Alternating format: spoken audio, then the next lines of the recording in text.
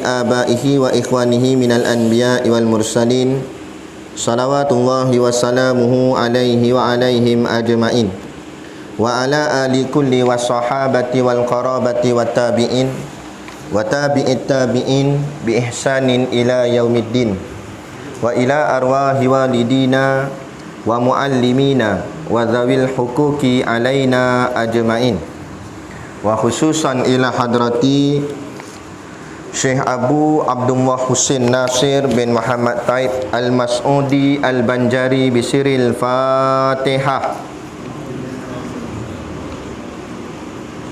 Bismillahirrahmanirrahim. Alhamdulillahirabbil alamin arrahmanir rahim maliki yaumiddin iyyaka na'budu wa iyyaka nasta'in ihdinas siratal mustaqim siratal ladzina an'amta 'alaihim ghairil maghdubi 'alaihim waladdallin. Bismillahirrahmanirrahim.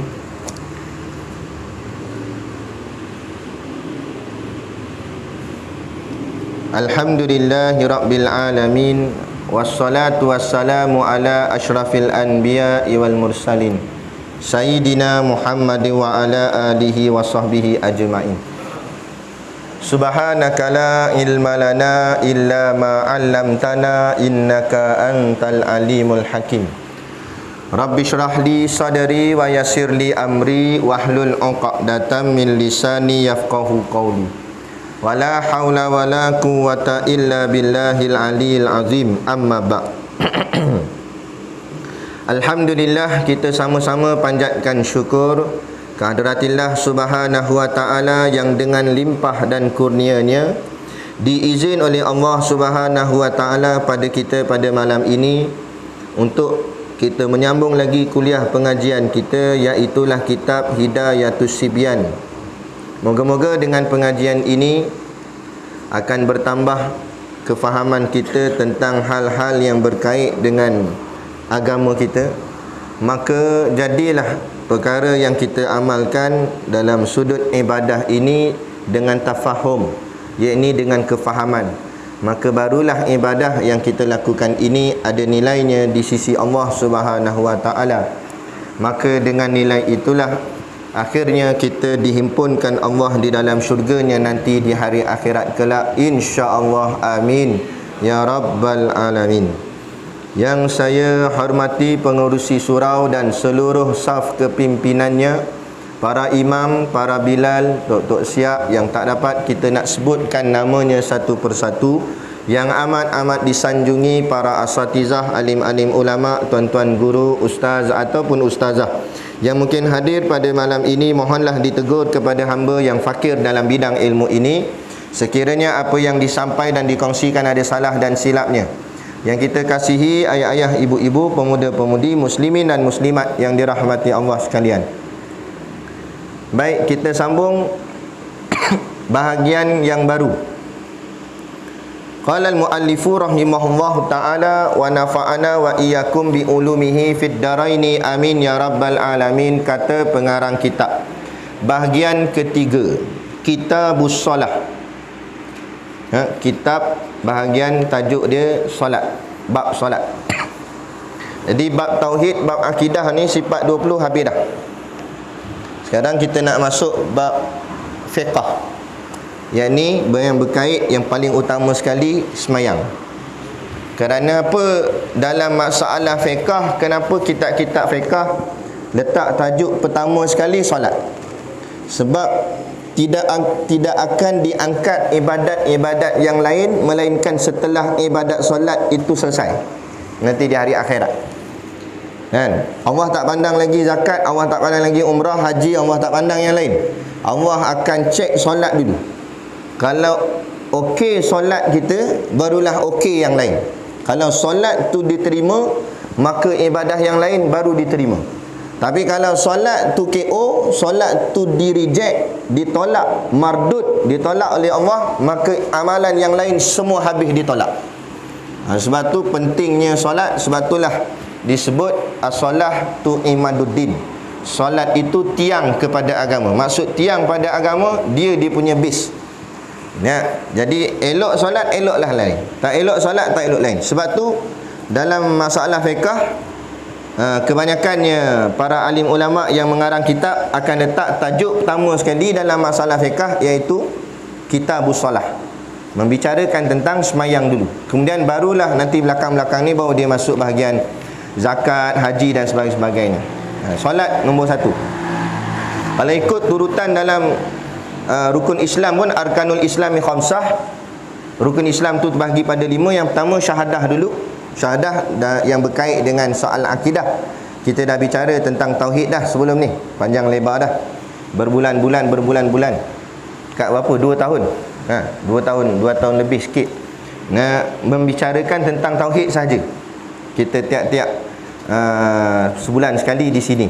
Kemudian habis ni barulah dia masuk rukun Islam yang kedua, iaitu solat 5 waktu sehari semalam. Ni yang berkait dengan dia.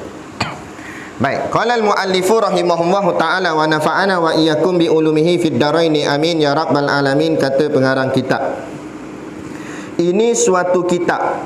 Suatu kitab ni maksudnya pada bab ni, pada menyatakan hukum sembahyang.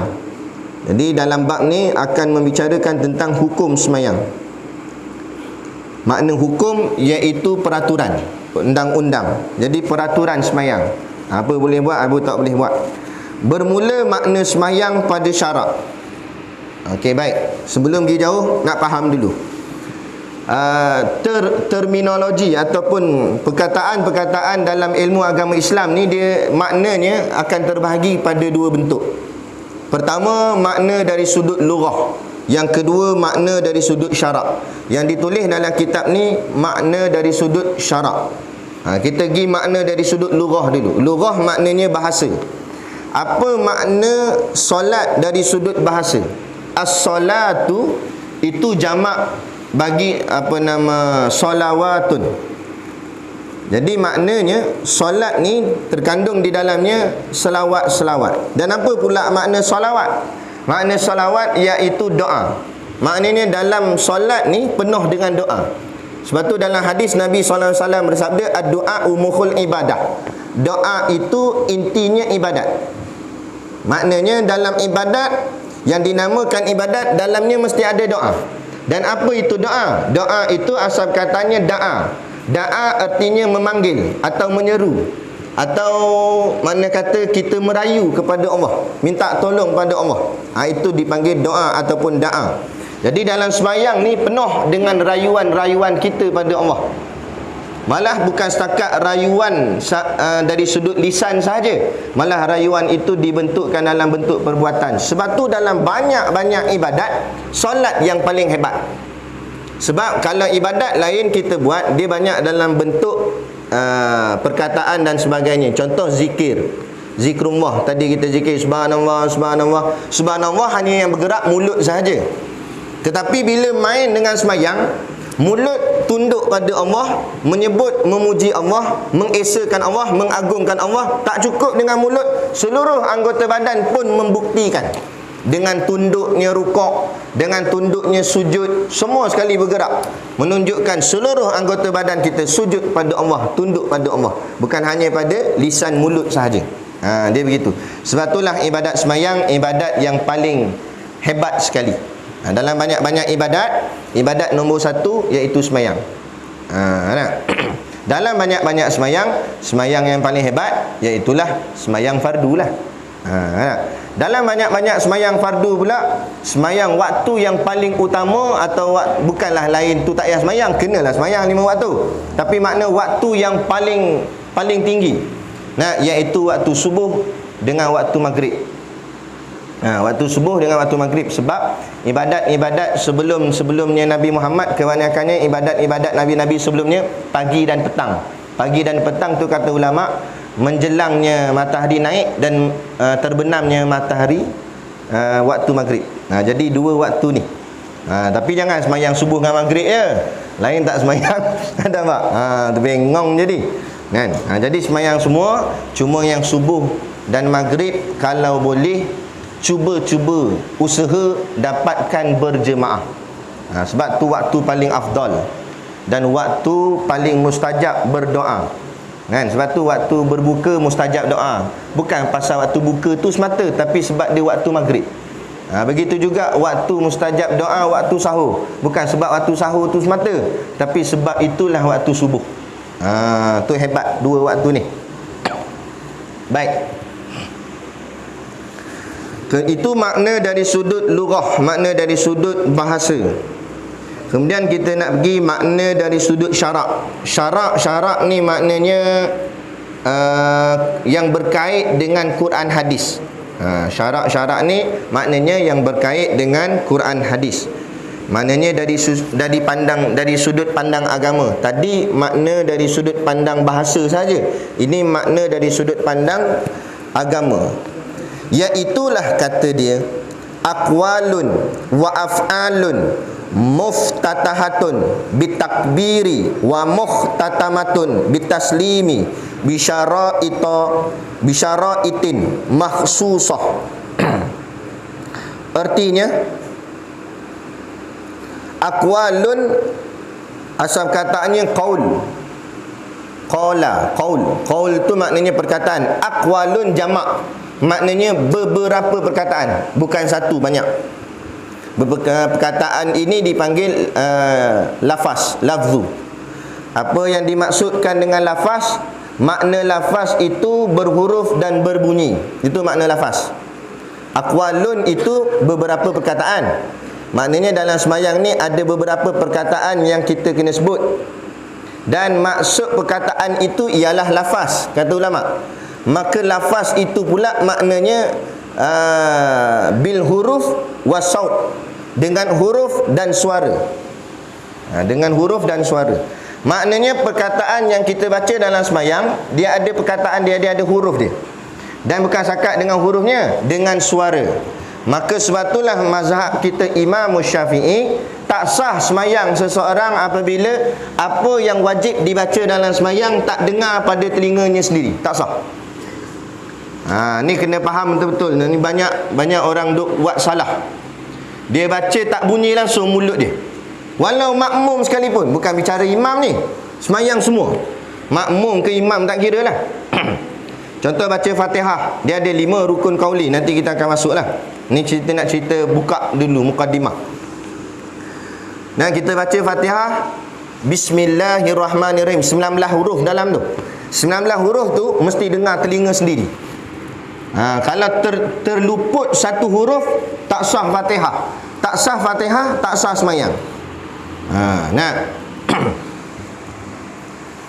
La tasihhu salata illa tak sah sembahyang seseorang itu melainkan dengan membaca Fatihah di dalamnya. Bi Fatihatil kitab.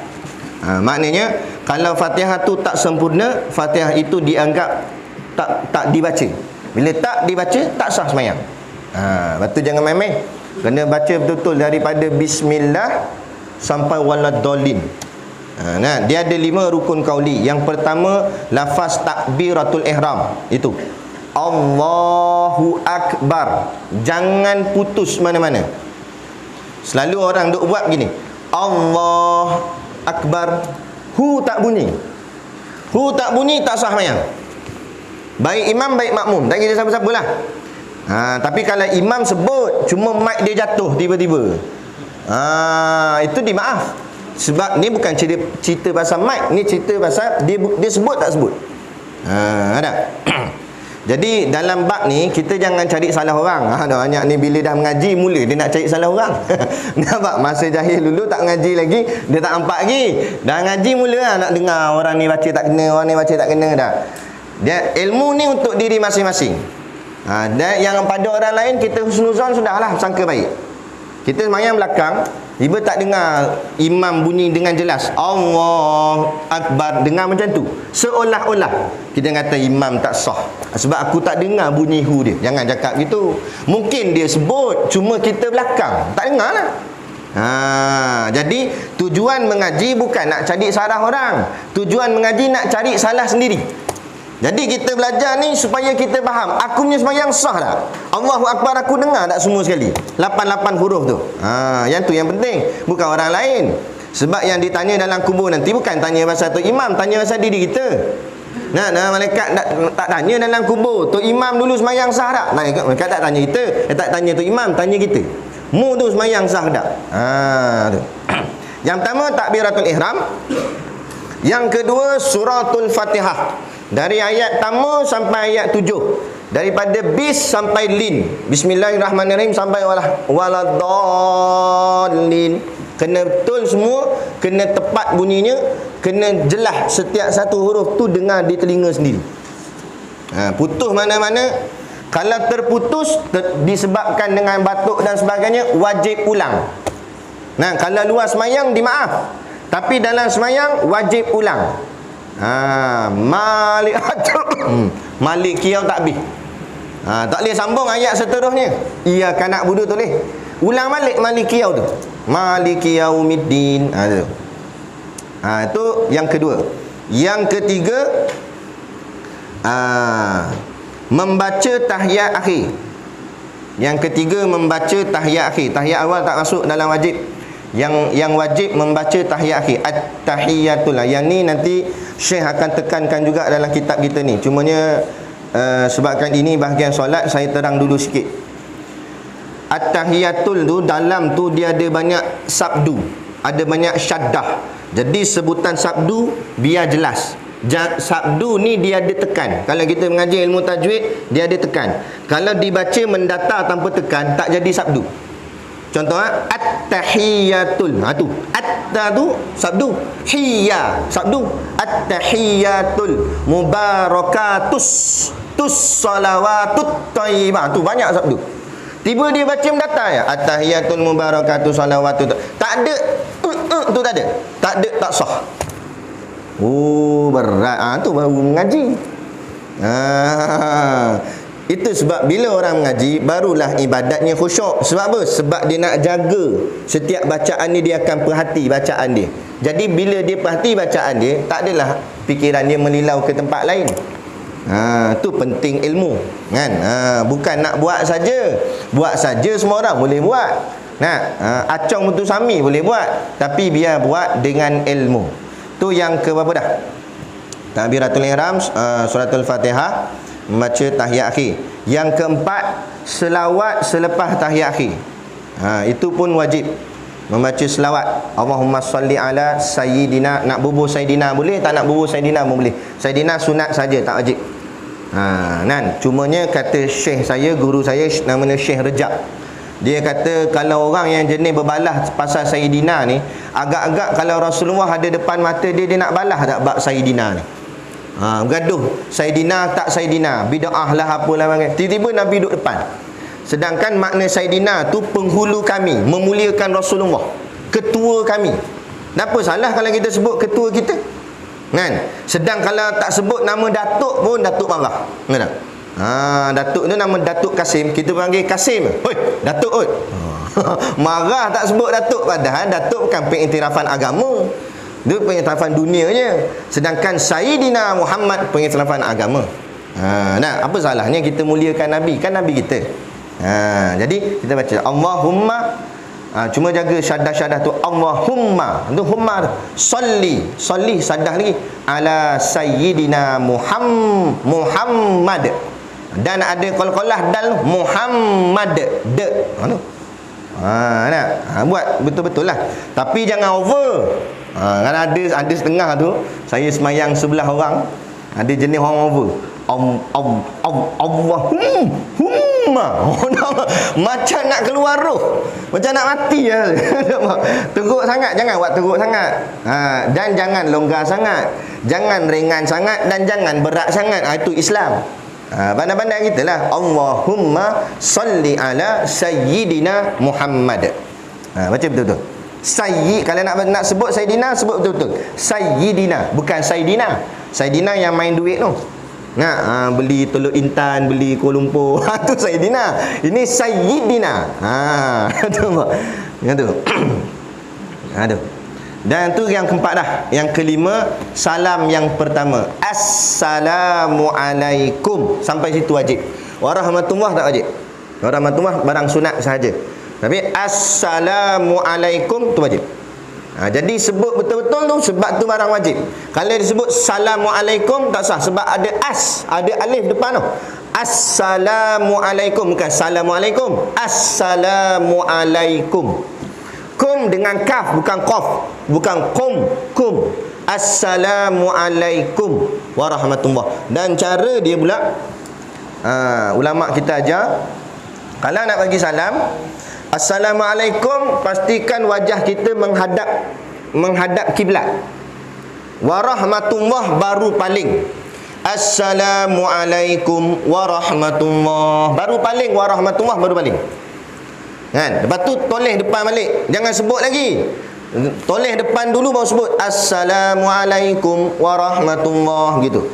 Ini kadang tarik dari kanan tu. Assalamualaikum warahmatullah. Yang ni betul dah. Lepas tu yang kedua Assalamualaikum warahmatullah.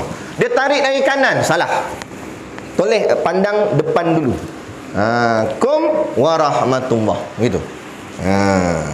Dan kalau tak nak paling tak boleh. Orang sebelah tu saya tak suka dia kata. Contoh. Sah mayang sebab paling tu sunat saja tak wajib. Kawan sebelah dia, kawan dia benci. Assalamualaikum. Assalamualaikum warahmatullahi. Tak nak toleh. Sah semayang, cuma teruklah pangai. Tapi sah semayang sebab paling muka ni sunat. Yang wajibnya lafaz. Sama juga dengan takbiratul ihram, dia tak nak angkat tangan, malah hangat. Kan? Angkat sawit boleh. Angkat tangan takbir malah. Dia ni Allahu Akbar, dia buat macam tu terus. Sah semayang, cuma luput pahala lah, kurang pahala semayang tu. Tapi semayang tak jadi batal sebab mengangkat tangan itu sunat. Yang wajibnya lafaz Allahu Akbar tu yang wajib. Okey. Jadi itulah yang dimaksudkan sebagai aqwalun, beberapa perkataan yang perkataan itu mesti dengan berlafaz. Makna berlafaz bil hurufi wasaut, dengan huruf dan juga dengan bunyinya sekali. Dan kadang-kadang kira dengar tu dengar telinga sendiri. Dan kalau kawan sebelah kita dengar, tak pelik manalah sebab telinga kita dengan telinga dia sebelah-sebelah je. Jadi kalau telinga kita dengar, telinga dia pun dengar, tak pelik. Yang pelik telinga sebelah lagi dengar. Telinga kawan sebelah tu lagi pelik yang hujung sana dengar. Tu baru pelik, tu kuat sangat namanya. Kan? Allahu Akbar, tu kuat sangat. Sampai kawan yang belakang tak perasan, ingatkan tu imam, dia pergi rukuk. Dah imam tak rukuk lagi. Jangan buat kacau itu. Jadi biasa-biasa je. Kalau mic tu rapat dekat kalau mic tu rapat dekat bibir macam ni, dia akan bunyi ni. Allahu Akbar. Macam tu. Tapi kalau mic tu jauh tak boleh dengar. Allahu Akbar. Tuan-tuan tak dengar, orang sebelah saya dengar. Itu yang dimaksudkan dengan berbunyi. Dan ulama tegur jangan menggunakan bunyi angin. Jangan menggunakan bunyi angin. Contohnya Allahu Akbar. Itu tak mau. Itu angin. Itu angin. Dia bukan angin. Bila angin, dia bukan makhraj. Angin bukan makhraj. Angin bukan makhraj huruf tersebut. Sedangkan A bukan dibaca dengan angin. Allah. Jadi Allahu Akbar. Macam tu. Serak-serak sikit tu tak apa lah. Suara rock. Tapi angin tak boleh.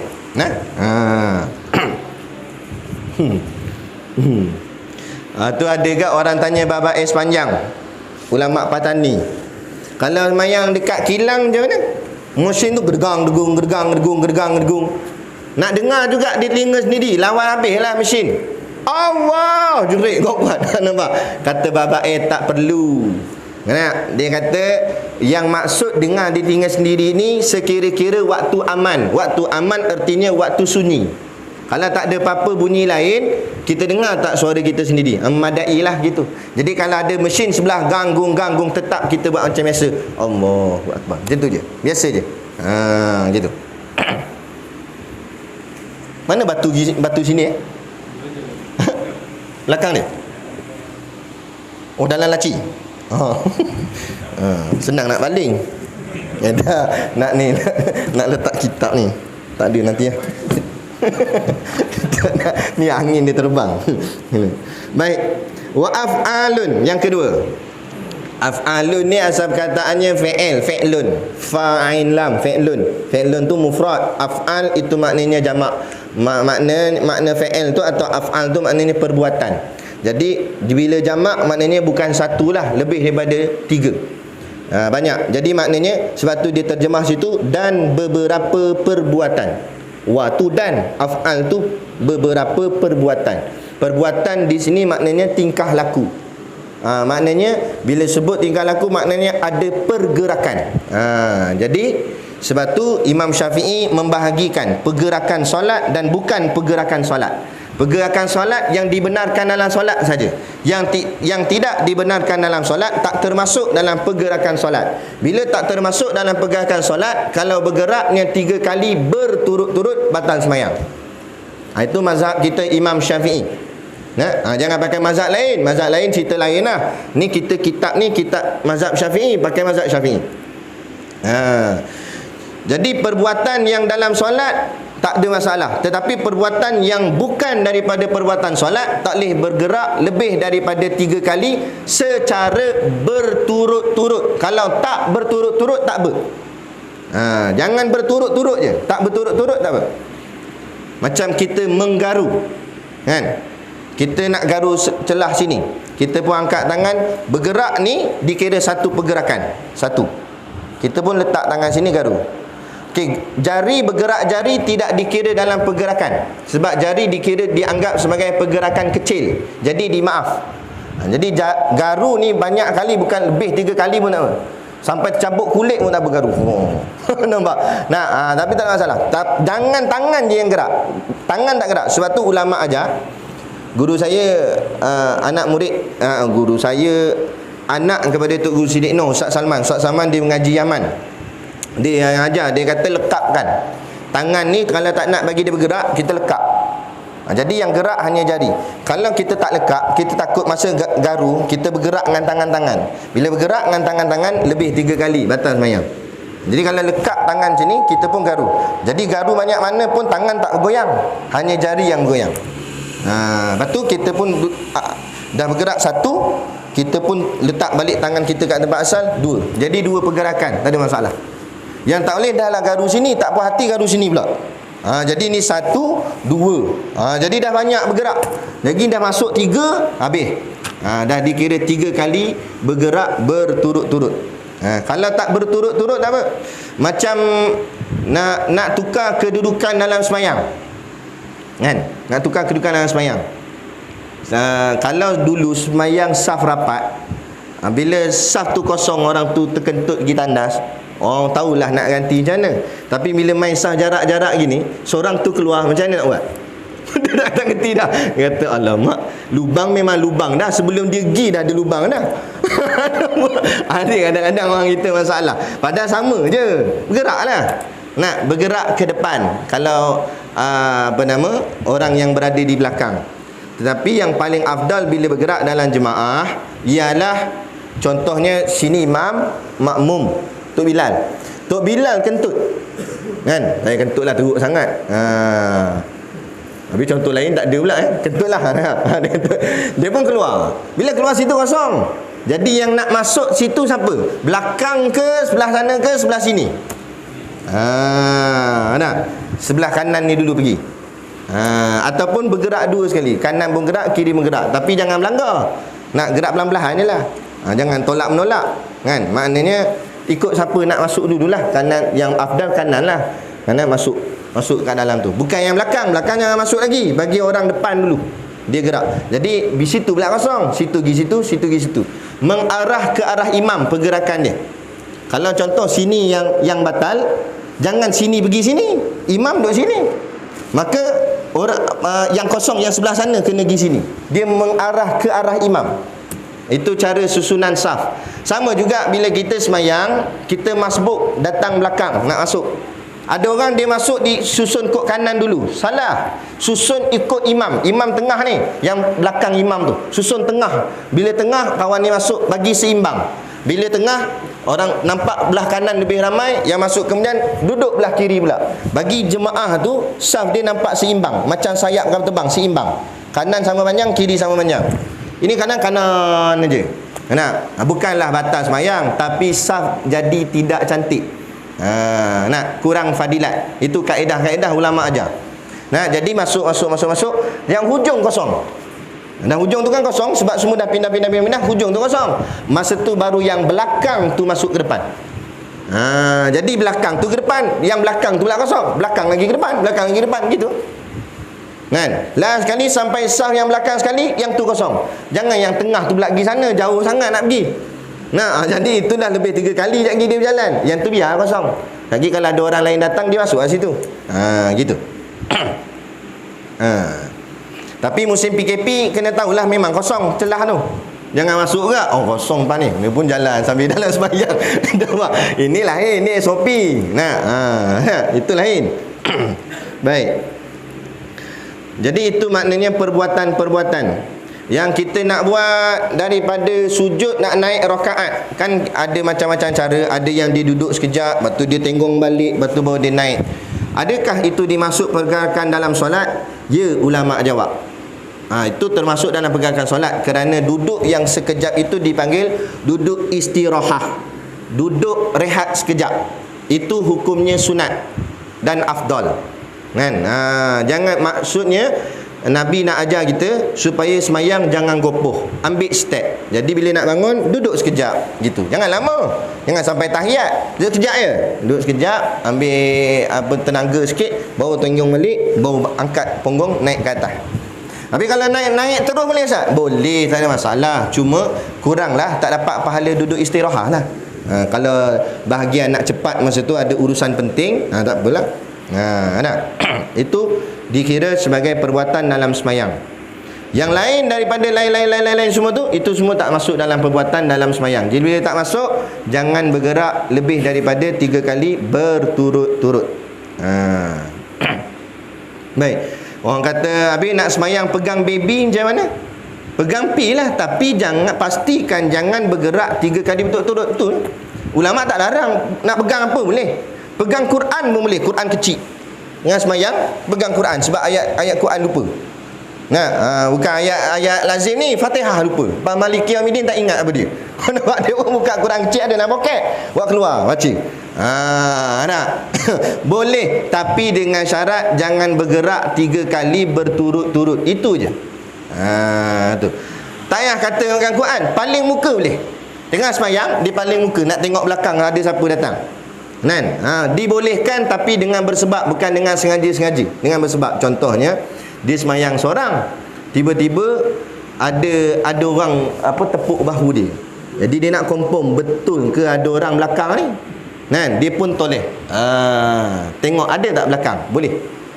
Tapi toleh sekadar gini, macam bagi salam. Jangan toleh dengan apa tu?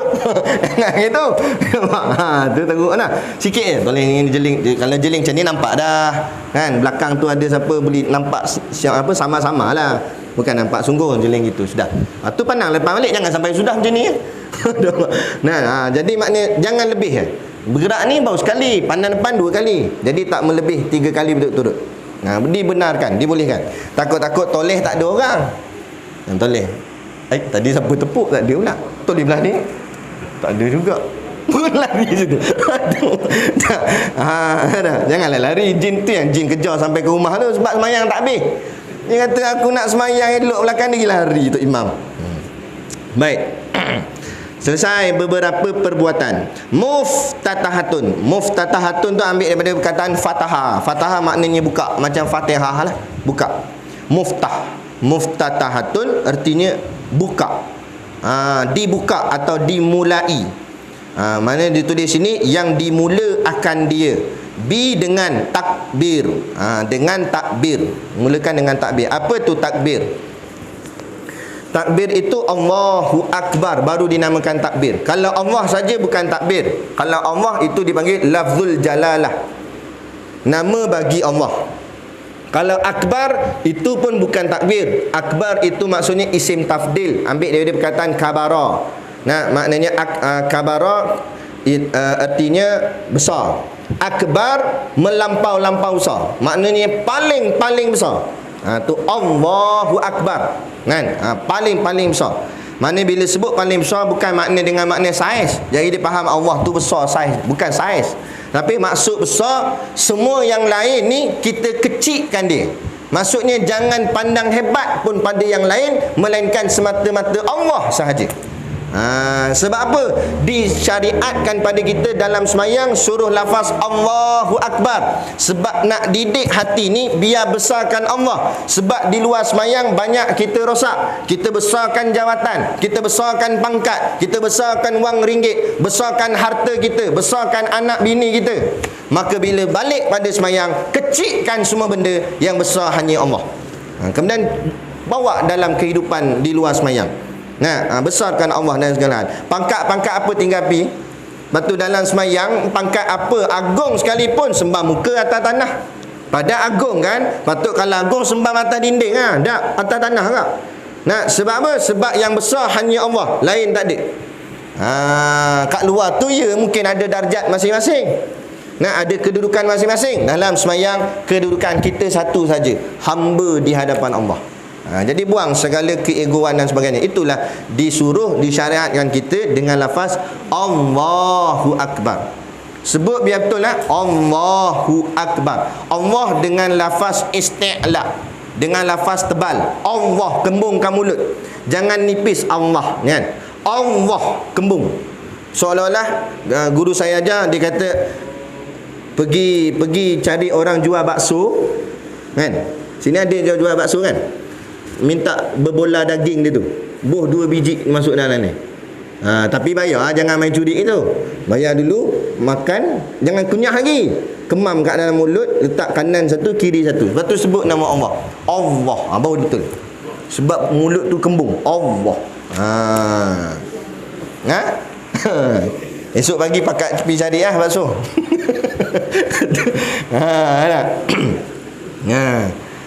Kaki ayam tak boleh kaki ayam tak boleh. Dia tak jadi kembung situ. Dia terkeluar jari-jari lagi. Dia bola daging. Allahu Akbar, kembung. Allah macam tu sebut Allah. Lepas tu dengan lafaz alif A, Allah. Allah. Gitu. Dan Allah jaga, jangan panjang A. Jangan silap. Allah salah. Allah pendek je, mana ada panjang? Mana ada mat situ? Yang matnya kat lam tu. Tu apa mat? Nak tahu mat, tanya apa mat. Allah. Allah bawa panjang. Allah. Nak panjang Allah boleh. Allahu Akbar. Boleh. Yang tengah-tengah tu panjang boleh. Tapi A tak boleh panjang. Allah. Itu salah. Allah. Hu pun jangan panjang, sebab hu tak ada mat dia. Hu tu domah saja. Allahu Akbar. Jangan Allahu Akbar. Salah. Allahu Akbar. Ak pula alif baris atas masuk kah mati. Ak. Bukan ek. Banyak orang kadang-kadang setengah tu dia sebut ek. Allahu Akbar. Nak gimana ek? Alif atas mati kah bunyi ak, bukan ek. Ak. Akbar. Kemudian kaf tu ada k sikit. K, ak. Gitu. Tapi sikit je, jangan lebih-lebih. Jangan ak, sebab dia bukan qalqalah. Dia dengan ak, sikit je, k, sikit belakang. Allahu Akbar. Gitu. Bar pula dibaca dengan isti'la, sebab ra mati, huruf sebelum dia berbaris fathah atas. Maka bacanya bukan bar, bukan bar gitu. Bar, dikembungkan mulut. Allahu Akbar gitu. Itu yang betulnya. Tak kiralah kita baca dalam lafaz takbir semayang ke, dalam azan ke, dalam qamat ke, atau kita nak takbir semangat ke, kena sebut betul-betul. Allahu Akbar. Dan bar jangan panjang. Allahu Akbar. Hati-hati. Yang pendek-pendek, yang panjang-panjang. Yang boleh panjang kat lafaz Allahu Akbar, Allah sahaja. Allahu Akbar. Panjang sangat pun tak apa lagi. Allahu Akbar. Boleh lagi. Dia ada kiraan dia tu, 14 rakaat kalau tak silap. 14 rakaat pula. Itu semayang 14 harakat. Tuan-tuan pun ikut yang gitu tulis 14 rakaat. Jenuh. Kan? Bitakbiri. Okey, habis. Dengan takbir. Jadi bila dengan takbir maknanya tak bolehlah lafaz lain. Jangan buat pandai pula. Boring lah, asyik-asyik Allahu Akbar. Kita tukar sekali subhanallah. Subhanallah. Boleh? Tak jadi sembahyang, tak sah sembahyang walaupun dengan nama Allah juga tak boleh. Atau terjemah. Buat pandai dia. Asyik bahasa Arab, kita kan Melayu. Kita cakap Melayu sekali sembahyang. Allah Maha Besar. Bengong jadi habis dah boleh. Tak boleh. Haram dan tak sah sembahyang, tak boleh. Lepas tu Kamal Atatürk yang menjatuhkan Daulah Islamiah, jadi pemimpin Daulah Islamiah yang terakhir. Jahat dia ni, Kamal Atatürk ni. Jahat tak jahat, dia tukar lafaz azan daripada bahasa Arab kepada bahasa Turki. Mana boleh? Azan macam mana negara apa pun, bangsa apa pun, azan mesti bahasa Arab. Iqamah bahasa Arab, dalam sembahyang bahasa Arab, semua bahasa Arab. Walau kita bukan orang Arab, kita orang Melayu, kena juga baca dalam bahasa Arab. Doa cerita lain. Lepas tu kena faham. Tak boleh. Kemudian wa muhtatamatun, muhtam, asal kataan khotamim, khotama. Khotam maknanya tutup, khotaman nubuwahan, nabi yang penutup. Jadi khotam tutup. Wa muhtatamatun artinya yang dan yang menutupnya. Tadi buka, ni tutup pula. Tutup bitaslimi, dengan taslim. Taslim asal kataan salam, maknanya dengan salam, dan disudahi akan dia dengan salam. Dan ditutup pula semayang kita ni dengan salam. Salam tu assalamualaikum warahmatullahi tadi itulah. Tu. Jadi yang wajibnya salam pertama, salam kedua tidak wajib, salam kedua sunat hukumnya. Jadi kalau perik sangat perut, tak tahan, nak terkentut sangat dari tadi ni, daripada masa niat lagi dah tahan, sampai membawa pada semayang 4 rakaat isyak, tu imam pula baca surah panjang. Masa tahiyat akhir tu menggeletar jari-jari, sebab tahan kentutnya pasal. Jadi bila dia bagi salam pertama, boleh dah dia kentut, nak bagi puas. Assalamualaikum warahmatullahi, pum, berselerak dia punya kain melekat, koyak tu. Nampak? Lepas tu tak payah bagi dah salam kedua, sebab habis dah. Jangan bagi salam kedua pula, dah habis dah. Sah semayang. Sah semayang, sebab yang wajibnya salam pertama. Tapi kalau keadaan biasa, sudahlah kan dengan salam yang kedua, sebab hukumnya sunat, boleh pahala. Tu cerita dia. Jadi biar faham. Jadi kalau urgent nak cepat sangat ke, boleh dengan salam pertama saja. Contoh kita dah tahiyat akhir, kemudian kita nampak ada orang aksiden ke apa, takkan nak batal semayang tengah tahiyat akhir. Sayanglah, semayang dah nak habis dah, habiskan sikit lagi tu, bagi salam pertama, lompat tu pergi tolong orang. Tak payah habiskan salam kedua. Sebab waktu tu kita dalam keadaan gesa, nak cepat. Boleh ambil yang wajib saja. Selesai dengan salam. Dan salam ni banyak juga kita nak tegur bersamalah. Bagi makmum, adab semayang, habiskan salam imam baru kita salam, atau kita nak sambung rakaat seterusnya bagi yang masbuk. Faham tak maksud dia? Maksud dia, imam habiskan salam dia, kedua-dua salam. Ni imam, Assalamualaikum warahmatullahi, imam jangan salam lagi, imam pun pandang depan balik, Assalamualaikum warahmatullahi, wah, habis wah imam, baru makmum Assalamualaikum warahmatullahi, Assalamualaikum warahmatullahi. Yang banyak orang buat, imam bagi salam pertama Assalamualaikum warahmatullahi, bila imam sebut assalam yang kedua, dia bagi salam Assalamualaikum warahmatullahi. Situ tak kena. Belajar biar dengan ilmu. Dalam kitab sebut gitu. Nak habiskan salam imam, dia kata, barulah salam makmum, kerana menghormati imam. Imam tak habis lagi. Kalau imam salam kedua, kita salam pertama, kan belaga dengan imam. Macam orang bercakap, dia bercakap juga, tak hormat lah tu. Orang tu cakap, kita dengar, sama juga. Bagi imam habis cakap dulu, Assalamualaikum, Assalamualaikum, baru kita masuk Assalamualaikum, Assalamualaikum. Sama juga yang masbuk, imam habis salam kedua, baru Allahu Akbar, baru naik rakaat seterusnya dia nak sambung tu. Ada bisyaraitin. Bisyaraitin maknanya dengan syarat. Ada semayang ni ada syarat, bukan main kodan ni, ada syarat-syarat dia. Nanti kita akan masuk dalam bab syarat-syarat semayang. Makhsusah. Makhsusah tu bukan maksud susah. Bukan maksud susah je tu. Makhsusah tu maksudnya tertentu, khusus. Maknanya syarat-syarat yang tertentu. Ada syarat-syarat dia. Dalam kitab kita ni ada 9 syarat. Setengah kitab ditulis 8. Tak apalah. Sebenarnya sama je. Kan? Syarat dia syarat tertentu. Kita akan tengok pada kuliah kita yang akan datang. Jadi kita akan sambung nanti lepas ni syarat wajib semayang. Bermula syarat wajib semayang itu 5 perkara. Kemudian nanti masuk pula bermula syarat sahnya itu 9 perkara. Syarat wajib lain, syarat sah lain. Nanti kita tengok apa beza dia. Jadi malam ni kita hanya belajar tentang makna semayang saja dulu, dari sudut bahasa dan dari sudut istilah. Wallahu a'lam untuk pengajian malam ini. Ada soalan?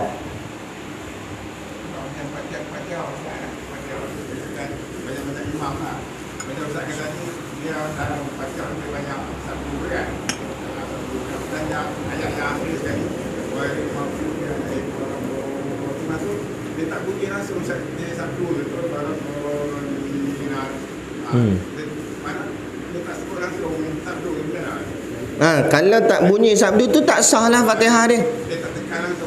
Tak sah Fatihah dia. Cuma macam Ana sebut tadilah, dalam semayang kita husnuzon pada orang lain punya semayang.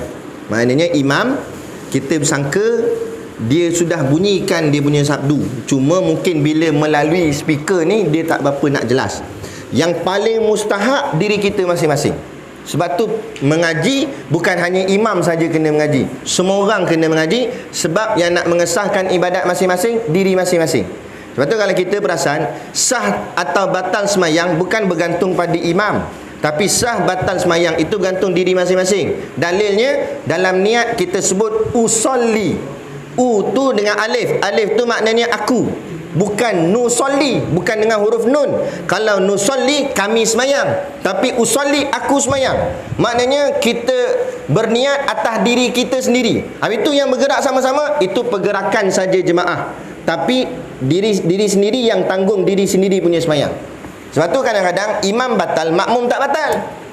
Makmum batal, imam pun tak batal. Jadi batal tak batal bukan pasal imam, pasal diri kita.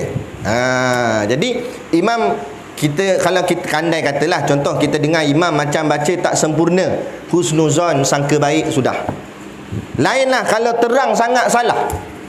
Siratal ladzina an'amta alaihim lam yalid wa lam yulad. Tu terang salah, jangan husnuzon tu. Sangka baik kepala otak sangka baik itu. Itu teranglah salah. Yang ni salah dipanggil lahnul saghir. Kesalahan yang kecil yang kadang-kadang kita tak perasan. Lahnul kabir, kalau kesalahan yang besar itu tak boleh dimaaf. Tapi kesalahan kecil macam bunyi makhraj tak makhraj, tak berapa nak tepat makhraj, janganlah kita cepat nak menyalahkan. Boleh jadi kita salah dengar. Kan? Boleh jadi kerana speaker masalah. Sebab ni bukan suara direct mulut dia, tapi disampaikan speaker, mungkin kita salah dengar pada speaker tu. Jadi kita boleh jadi dia. Kena tekan.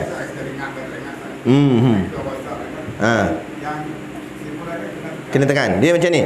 Ghairil maghdubi alaihim waladdallin,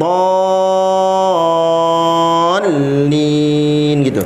Ada sikit je, jangan banyak. Waladdallin.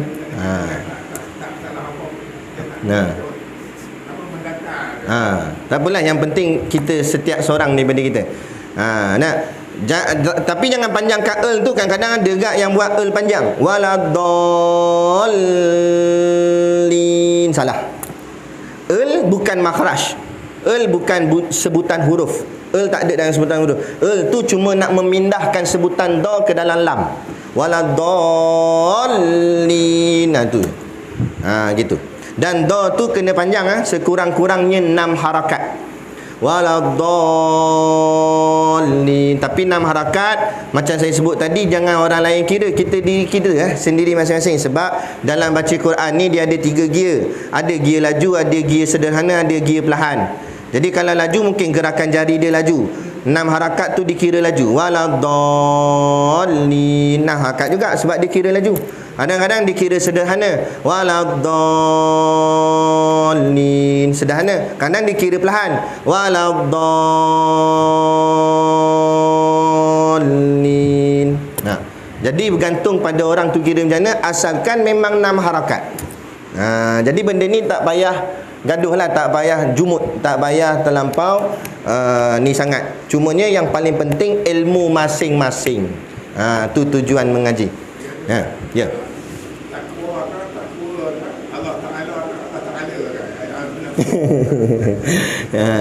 Itu logat parit. Dia sebenarnya kalau ikut Fatahah bukan bunyi bukan lah abata, jadi ta'ala lam atah bari atah la, bukan le kan. Ta'ala, Allah Ta'ala, itulah. Tapi kalau dalam semayang kena sebut betul lah. Di luar semayang tak apa, dia sebut tu tak betul, tak sampai merosakkan akidah, cumanya pahala kurang, itu saja. Tapi dalam semayang bukan sakat pahala kurang, semayang tu tak sah tu ke? Tu kita takut. Batu yang paling mustahak semayang. Nak? Tu. Ada lagi tadi? Mari. Macam mana dari sudut selawat yang saya sudah hukum dia, kemudian apa hikmah dia perbuatan salam, sebab dia banyak yang daripada apa yang kita pernah lihat daripada saya, perbuatan salam ni macam-macam. Ada yang sampai salam tu boleh sampai pandang ke pintu masjid surau, ada yang pandang sampai pandang macam-macam. Okey, kaedah salam nanti dalam kitab ni dia ada sebut. Dia sebenarnya dalam kitab ni dia perinci. Satu-satu dia akan pergi, daripada takbir, baca Fatihah semua. Ini tadi saya mukadimah aja. Nanti kita akan tengok dalam kitab ni Syekh sebut kadar salam itu sekira-kira orang di belakang kita melihat pipi kita. Maknanya assalamualaikum, gini je lah. Gini je. Maknanya orang nampak pipi kanan. Bukan sampai nampak hidung-hidung sekali, lubang hidung. Itu maknanya dah toleh lebih. Dia nampak pipi je. Begitu juga salam kiri, assalamualaikum, dia nampak pipi kiri kita. Itu sekira-kira.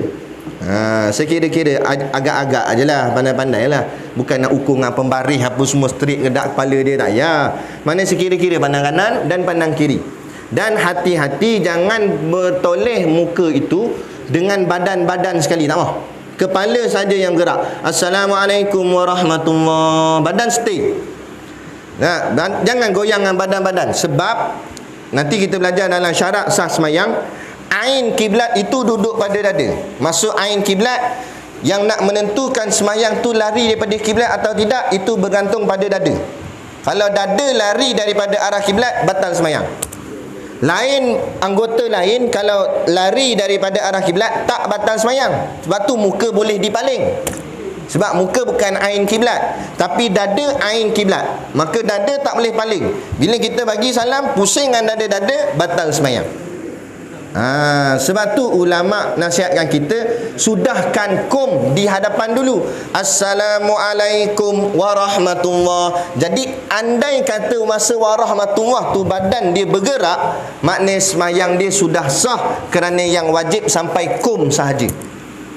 Yang dikhawatiri, boleh kita nak bagi salam, assalam tu pandang dah tepi, boleh, tak ada masalah. Cuma ulama ajar adab dia supaya selamat semayang tu. Kita boleh buat macam ni, assalamualaikum warahmatullahi, boleh, cuma takut dada tu bergerak. Bila bergerak, batal semayang. Jadi kalau kita kum kat depan dah, assalamualaikum, takkan dada gerak, takkan assalamualaikum macam ni kan. Kita pun mesti dada dah depan dah, assalamualaikum warahmatullahi. Jadi masa warahmatullahi badan tergerak, dimaaf.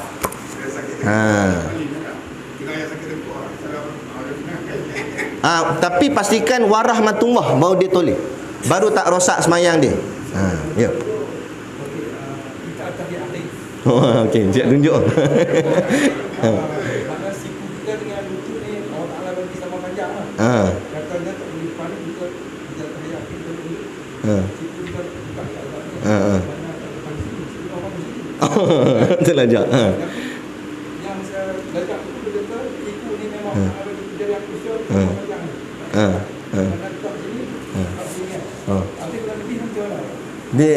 Dia taklah sampai rosak semayang, cuma kelakar. Lepas tu bila orang tak mengaji, banding dengan orang mengaji bila tengok Orang yang mengaji bila tengok orang tak mengaji semayang, jadi bahan jenaka lah, jadi kelakar kita tengok dia.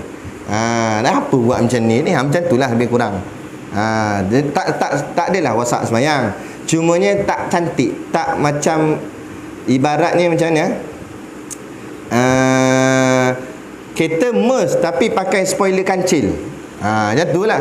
Boleh dia nak pakai spoiler kancil, siapa nak bising lah, kereta dia, sekati dia. Tapi orang kata kelakar ni apa bengong. Kereta dah mahal, spoiler bubuh kancil punya. Mana orang cakap tak kena. Sama tak? Mayang tu cantik lah, tapi pergi buat tak cantik, nampak tak elok. Situ je lah, nampak tak cantik, tapi tak merosakkan semayang. Tak merosakkan semayang, kan? Ada orang kata genggam, ada orang kata tak genggam. Itu semua tak merosakkan semayang. Dia yang paling asas, yang wajib 13 rukun tu saja. 13 ni tak ada khilaf di kalangan ulama. Yang ni semua sepakat. Yang lain daripada 13 ni, itu semua termasuk dalam barang-barang sunat. Bila sebut barang sunat, kalau buat dapat pahala, tak buat tak dapat apa-apa. Itu saja. Dia tak merosakkan. Tapi barang wajib yang 13 rukun semayang tu, kalau dia salah buat atau tak buat, boleh rosakkan semayang dan membatalkan semayang. Ya.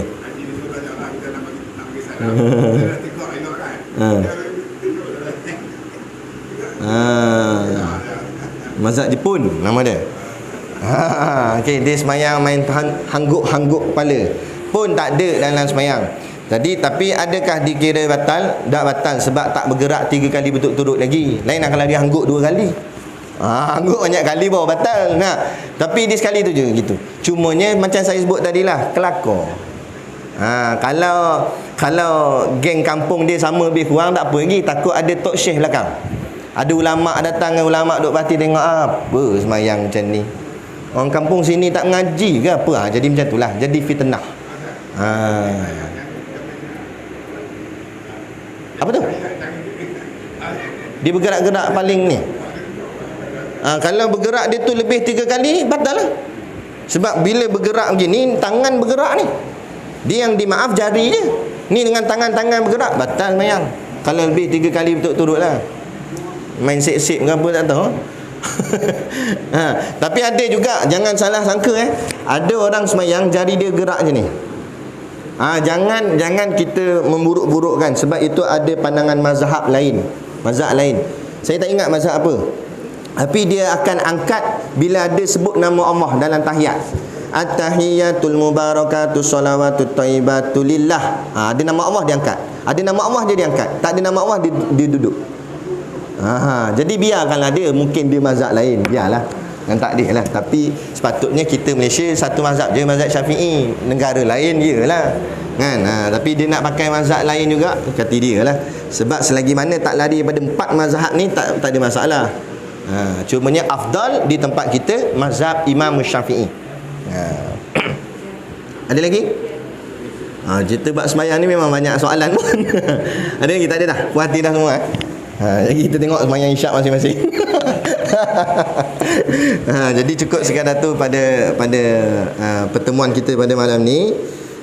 InsyaAllah bulan-bulan akan datang, ajak lagi kawan-kawan lain lagi, supaya kita nak belajar ni soal ibadat kita ni. Sebab banyak ibadat tak kena. Jadi kita nak betulkan. Kadang kalau kita tegur direct, takut terasa hati.